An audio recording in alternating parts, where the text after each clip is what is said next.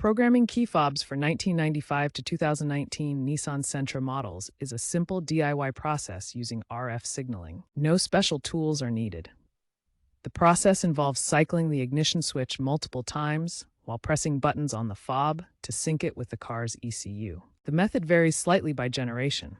B15, B16 models from 1995 to 2006 typically use a 3-cycle ignition method, while B17, B18 models from 2007 to 2019 may require a specific button sequence. Always verify the exact procedure by VIN or model year to avoid ECU lockouts. This DIY approach avoids dealership costs, but ensure all fobs are present to reprogram them simultaneously and be cautious of triggering the car's alarm due to incorrect timing. While DIY programming works well for most, potential issues can arise. Aftermarket fobs may have compatibility problems, so always verify before purchasing.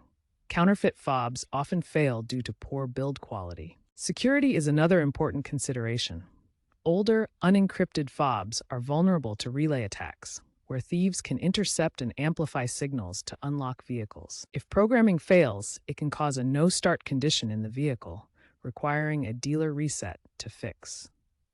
This highlights the importance of following procedures carefully. Trends show newer models shifting to digital ecosystems, but DIY programming persists for older Sentras. If issues arise, seek professional help. According to Kaspersky's 2025 analysis, unencrypted fobs face relay attacks with a 3% global theft incidence, urging upgrades to modern systems.